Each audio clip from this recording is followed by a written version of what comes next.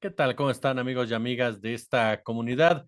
Durante la semana hemos sido partícipes de una u otra manera de este debate que se ha generado en torno a la investigación que estaría iniciando en contra del ministro en retiro Arturo Saldívar, hoy integrante del equipo de Claudia Sheinbaum, a quien se le acusa junto con otros colaboradores de presionar, de intimidar a jueces para beneficiar casos que de una u otra manera están relacionados con el gobierno de la Cuarta Transformación. Ya Arturo Saldívar anunció medidas precisamente al respecto al pedir juicio político en contra de Norma Piña. Pero hay un caso en particular del cual queremos profundizar y que es el de Isabel Miranda de Wallace.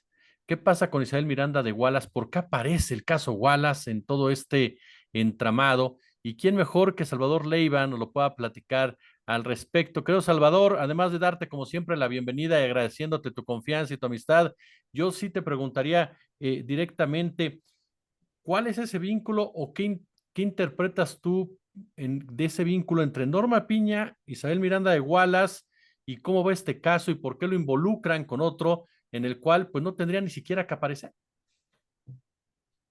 ¿Qué tal, Jesús? Buenas noches.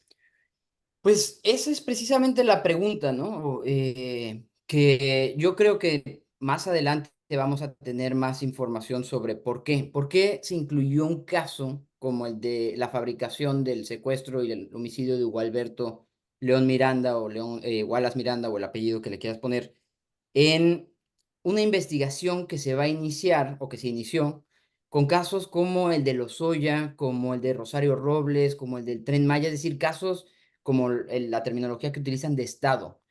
Sí, el caso de Brenda Quevedo, de Juana Hilda González, es un caso de interés nacional, es un caso de relevancia social alta y por eso lo atrajo la Suprema Corte, porque es una radiografía de la injusticia en México, ¿no? Y de cómo se puede fabricar culpables y puedes permanecer en la cárcel 18 años. Sin embargo, no es un caso para, digamos, de ese nivel político para que se utilice como golpeteo entre la ministra Piña y el exministro Arturo Saldívar.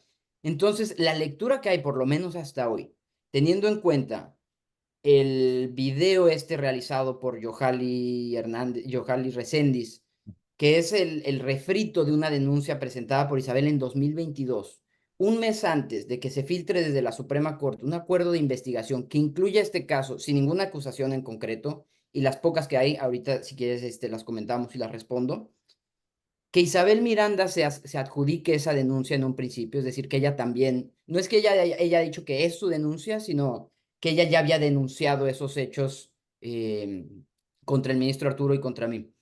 Y posteriormente que o sea, que todo esto esté relacionado con algo que llevo denunciando ya más de un año, que es la relación y la incidencia de la ministra Norma Piña en el caso Wallace, en perjuicio, por supuesto, de las verdaderas víctimas, que son Brenda Quevedo, Juana Hilda González, César Freire, Jacobo Tagle y Albert y Tony Castillo Cruz. Oye, Salvador, en este sentido, estamos hablando entonces de que Norma Piña, directo o indirectamente, tú eres el experto, está influyendo en el caso Wallace, está influenciando lo que pasa en torno al caso Wallace, sobre todo pensando en lo que viene particularmente en el tema Juana Hilda.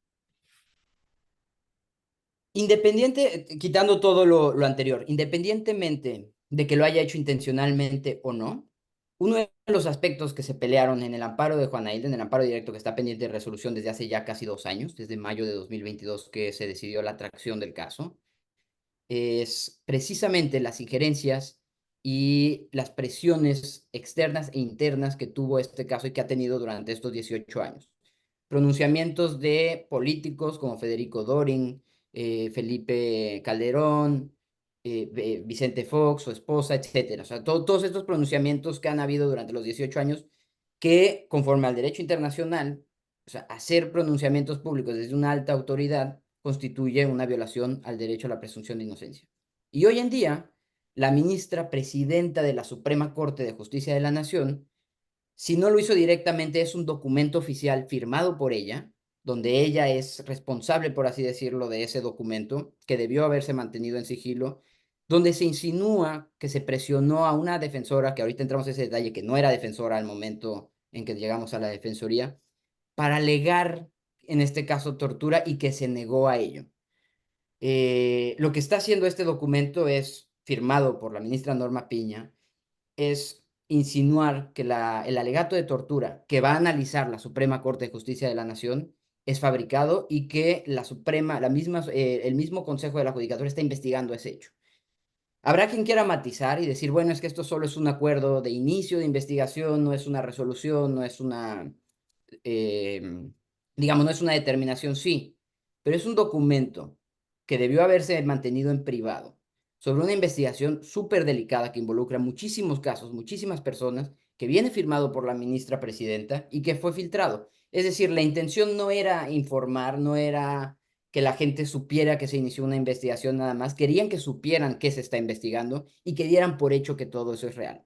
Es decir, a todas las personas que mencionan en ese documento ya se les prejuzgó, no es un juicio como tal, pero en la investigación ya se determinó que somos unos corruptos, que presionamos, que hubo hostigamiento laboral. Puede ser que algunas o muchas de esas cosas sean reales.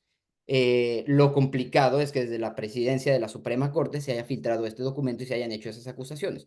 En el caso particular, esto puede ser considerado como un prejuzgamiento, pero también como un pronunciamiento previo desde la cúpula del Poder Judicial que va a resolver el caso de Juana Hilda.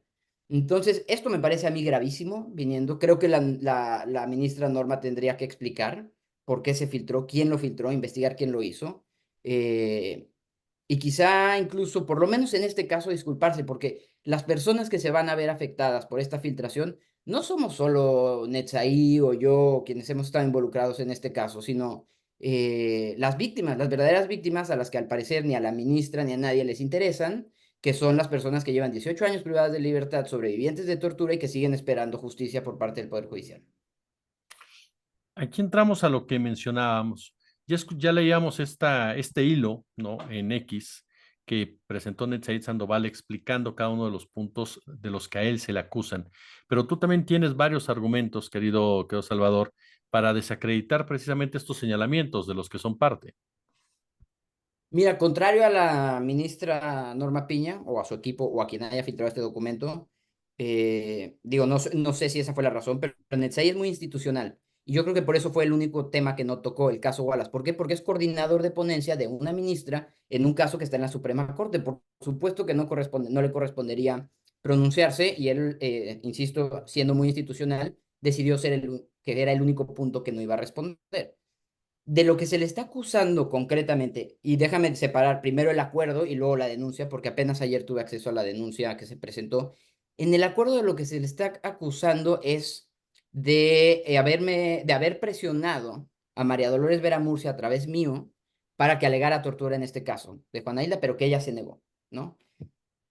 Y explico, María Dolores Vera Murcia fue la defensora de Juana Hilda en 2005. Ujú. Fue la defensora que no estuvo presente en la Seido después de que, durante el tiempo que Juana Hilda fue torturada, al que se le obligó a realizar esta confesión que fue grabada por la Seido y después difundida por Isabel Miranda en todos los medios que puso. De hecho, hasta hace poco estuvo y puede ser que todavía esté colgada esa confesión en YouTube. Y esto implica que Juana Hilda no tuvo defensa durante una confesión, no tuvo representación y eso tira toda la confesión, que además es de donde se basa el guión de toda esta fabricación, de este caso. Tan es así que la propia defensora, días después de que Juana Hilda fue trasladada ilegalmente, que hubo un accidente automovilístico que se puede leer como un intento de matar a Juana Hilda, ya que la tenían grabada confesa y grabada, le dice a Juana Hilda, y eso está en el expediente, que se retracte de esa confesión y que no firme y que no la ratifique. ¿No? O sea, la propia defensora reconoció que Juana Hilda había sido torturada porque presentó una denuncia, solicitó al propio Ministerio Público, y te estoy hablando días después. Esa defensora es Dolores Vera Murcia, que después de ese pésimo actuar en el caso de Juana Hilda fue premiada como delegada, es decir, la subieron de puesto y la hicieron delegada del Instituto Federal en un estado. Cuando nosotros entramos a la Defensoría en 2019, ella ya era delegada, es decir, no representaba a nadie, y mucho menos a Juana Hilda, porque para ese entonces Juana Hilda ya estaba, ya tenía sentencia de segunda instancia y estaba pendiente la presentación del amparo directo.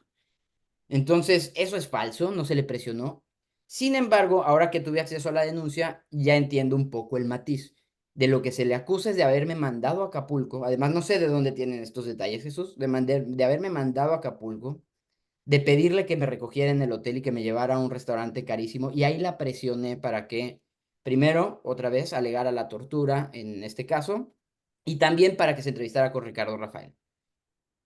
Para empezar, sí fui a Acapulco, fui a hablar con ella, porque cuando tomé este caso, uno de los aspectos principales es precisamente la confesión de Juana Hilda, que ella sostiene todavía, que fue obtenida bajo tortura y que además ya se demostró.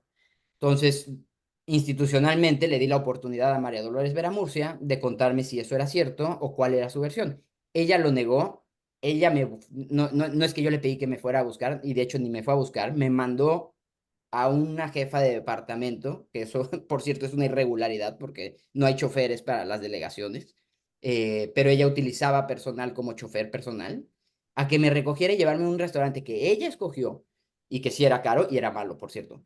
Eh, y ahí fue donde hablamos. Entonces, eso es lo que señala en esa denuncia. Sí, ella se negó, insistió en que ella estuvo presente durante la declaración, lloró, dijo que no, que el secuestro sí se había cometido, una cuestión así comentó. Dicho eso, bueno, yo tenía su versión ya institucionalmente. Esto fue 2019 o inicios de 2020, no recuerdo. En 2022 obtuvimos un dictamen ya científico conforme al video de esa confesión de Juana Isla, conforme a diversas constancias que están en el expediente, donde se acredita que Vera Murcia no pudo haber estado presente en la confesión de Juana Isla. ¿Por qué? Simple y sencillamente porque, para empezar, el video no coincide con la hora de la declaración, y segundo, porque a esa hora esta defensora estaba presente en otra diligencia de otra familiar de este caso que también había sido arraigada. Entonces, fue a raíz de ese dictamen, sumado a muchísimas otras faltas administrativas, incluida, por ejemplo, esto que te comento, que usaba personal como como chofer de ella, cuando no eran sus funciones, entre muchas otras cuestiones como acoso laboral, mal manejo en las denuncias, también se menciona en eso, en el mal manejo administrativo en la delegación, también se menciona el no denunciaba todos los casos de tortura que recibía, a pesar de que eso está establecido en la ley y es normativa interna del instituto. Como ella, hubieron muchos otros delegados donde también se les hizo extrañamientos por no denunciar todos los casos de tortura. Esta denuncia, la que se presentó en contra del ministro y demás funcionarios, señala que era para inflar las cifras. Ese alegato ha sido usado por Sarirene Herrerías muchas veces, que en la Defensoría denunciábamos para inflar cifras. Por cierto, también lo ha repetido la nueva directora, Taisia Cruz Parcero. En realidad lo que hacíamos era recuperar el trabajo que no se hizo nunca, que era denunciar tortura. Cuando llegamos, para darte un ejemplo, no recuerdo exactamente los números, pero cuando se creó la Secretaría Técnica, hicimos un mapeo de todos los casos de tortura que habían tenido representación pública desde 2011 hasta ese entonces, que era 2019, y fueron más de 7,000. Y registro de denuncias presentadas por defensoras y defensores públicos eran menos de 100. Entonces, claro que lo que se hizo fue retomar todos estos casos. ¿Por qué? Porque estos casos llegan a instancias internacionales y hay responsabilidad institucional de la Defensoría Pública por no haber cumplido con la ley, que señala que cualquier funcionario público que tenga conocimiento debe denunciarlo ante la autoridad competente. Entonces, hay estos elementos dentro de esa denuncia que huelen a Sara Irene, que huelen a Isabel Miranda y que huelen a la Defensoría actual. Entonces, es falso totalmente, y ese es el único argumento que hay contra Netzaí respecto a este caso. Y que le pidieron, que le ordenaron, o sea, el ministro Arturo Saldívar a Netzaí le asignó el caso Wallace, y la consigna era liberar a los secuestradores a toda costa. Si con eso se refieren a presentar todos los recursos legales necesarios para hacer valer los derechos humanos de las personas que representamos, sí, eso hacíamos en la Defensoría y eso se hacía en todos los casos. Esas son las únicas dos acusaciones. En el tema de jueces, aunque Isabel Miranda muchas veces ha dicho que Netzaí presionaba jueces, que yo presionaba jueces, en la lista de más de 60 jueces y juezas y magistradas que se señalan en ese acuerdo, que se le imputa al ministro Saldívar, no aparece ninguno de los dos jueces que estuvieron a cargo del caso durante los 3, casi 4 años que estuvimos en la Defensoría. Oye, en este momento, por ejemplo, la Defensoría, y tú dime si tiene vínculo en ello, ¿ha abandonado el caso Juana Hilda o lo ha hecho a un lado ya? En el caso ante la Suprema Corte de Justicia, por Ujú. ejemplo, en cuanto yo renuncié, Juana Hilda me pidió que la representara que la siguiera representando ante la Ujú. Suprema Corte. Yo le accedí, presentó ella su escrito señalando que me nombraba como representante. Isabel Miranda salta, presenta escritos ante la Suprema Corte diciendo que yo no la puedo representar, etcétera. Y luego la Defensoría Pública también dice que ellos la van a representar y que no puede tener representación pública y representación privada al mismo tiempo, cosa que hicieron semanas después en el caso de la jueza Angélica, que tenía abogado particular y aún así le asignaron a todo el personal de la Dirección General de manera ilegal. Eh, Van a visitar a Juana Hilda y le preguntan, ¿tú quieres nombrar como defensor, como representante a Salvador? Y ella dice, sí. Bueno, ¿cuál es su nombre completo? Juana Hilda me conoce como Salvador Leiva. Soy Salvador Leiva Morelos Zaragoza. No supo decir mi segundo apellido y le dijeron, si no sabes el nombre completo, no puedes representarte. Y así se perdió la representación de Juana Hilda. Para ese entonces yo ya no estaba en México. Entonces ya no hubo manera de contactarle de nuevo, porque además Juana Hilda está aislada porque no tiene una red de apoyo externo que hable por ella, que le dé voz, no tiene familiares que estén presionando a las instituciones. Desconozco entonces si la Defensoría ha estado presentando algo dentro del juicio, el amparo directo ante la Suprema Corte. Lo que sí sé es que abandonaron el caso ante la Comisión Interamericana de Derechos Humanos, donde sí estamos como representantes de Juana Hilda, yo y personal de la Defensoría Pública. Y la semana pasada la comisión consultó sobre un posible archivo de la petición porque no se habían adjuntado documentos y no se habían adjuntado pruebas específicas a las cuales yo no tengo acceso porque no tengo acceso al expediente de la Suprema Corte. Si la Defensoría no responde a esa petición de la comisión, en menos de un mes ese caso se va a archivar y Juana Isla no tendrá posibilidad de continuar su caso ante la Comisión Interamericana. Este tema, querido Salvador, mancha definitivamente a la Suprema Corte de Justicia. Esta ya es una opinión netamente personal, con un timing netamente político electoral, por todo lo que ustedes los expertos nos han ayudado a entender, el darse a conocer de esta forma, procesarlo de esta manera, hablar de quienes hablaron y demás. Pero una de las principales preocupaciones, y que por eso te buscábamos, es precisamente este tema de las víctimas. Y ya nos adelantabas algo, va a afectar a las víctimas de una u otra, de otra manera. Y en el caso concreto de gente que tiene años ya, años padeciendo la corrupción encarnada por esta señora, por Isabel Miranda de Wallace y sus arreglos políticos y de seguridad, ¿qué viene en ese sentido? ¿Qué podemos esperar después de todo este aquelarre? Porque a final de cuentas, esto uno pensaría que se acaba el 2 de junio, pero para las víctimas, pues continúa. No, para las víctimas esto es muy injusto, y particularmente porque no tienen voz, ¿no? Se está Claro. hablando de su caso, eh, eh, se les está usando, tal cual, por Isabel Miranda. Y claro, tienes por un lado a Isabel Miranda afuera, utilizando a la Suprema Corte, utilizando a Norma Piña, utilizando redes, haciendo videos, dando entrevistas, y a todas las personas involucradas ni siquiera sé si estén enteradas de esto, ¿no? Por ejemplo, sé que los familiares sí, pero no sé si digamos, si sus seres queridos también. Yo esperaría, con todo este embrollo, que la Suprema Corte, y me refiero específicamente a la primera sala, donde además no participa afortunadamente Norma Piña, resuelva el caso de Juana Hilda ya. O sea, detenga esto, separe el caso de este debate político, resuelva el caso de Juana Hilda, porque si todas estas coincidencias relacionadas con Isabel Miranda continúan, esto ya no va a tener vuelta atrás. O sea, si se toman decisiones o no se toman decisiones en un tiempo prudente, sí le da oportunidad a Isabel de utilizar este pretexto para continuar perjudicando a las víctimas. Entonces, yo esperaría que la primera sala, el ministro Gutiérrez Ortiz Mena es quien tiene el proyecto del amparo directo de Juana Hilda. Yo esperaría que ya se presente ese proyecto, que se decida pronto qué es lo que va a pasar en este caso desde el máximo tribunal, ¿no? Y por un lado, entonces ya desligan, no hay presión de Norma Piña en la primera sala, resolvimos conforme nuestro propio criterio, y por otro lado, ya desencadena los siguientes procesos para el resto de las víctimas. Pero eso tiene que ser pronto, Jesús. Yo creo que mientras más tarden en resolver el caso en la Suprema Corte, más tiempo le dan a Isabel de seguir fabricando cuestiones y de afectar a las verdaderas víctimas, que son ellas las que están privadas de libertad. Finalmente, querido Salvador, Norma Piña, Isabel Miranda de Wallace. En alguna ocasión tú y yo platicábamos de la influencia de Isabel Miranda de Wallace durante la gestión de Calderón, la de Enrique Peña Nieto. hasta allá llegaron los tentáculos de este personaje. Sí, sí, pero ¿cuál es la pregunta, Jesús? A lo que voy es que llegan sus tentáculos a la mismísima presidenta de la Suprema Corte de Justicia de este país.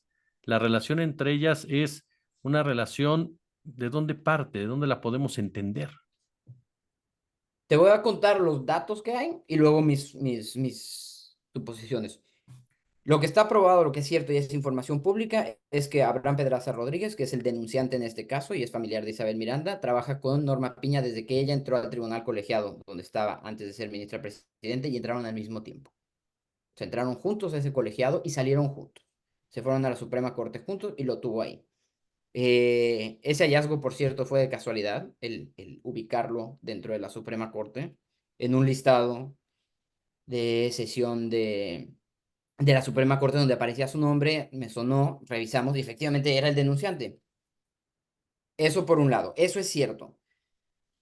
Lo que mi suposición es que en todos estos años, o sea, que son ya 18 años, la cantidad de favores que se pudieron, y aquí estoy diciendo, ya es hipótesis, o sea, hay rumores, hay señalamientos de que Isabel Miranda fue quien catapultó a Norma Piña a la ministra Corte, perdón, a la Suprema Corte. ¿Por qué? Porque tenía relación con el presidente en turno, porque iba a influir o sea, iba a favorecer los intereses de Isabel, las víctimas de secuestro y resolver casos, etcétera.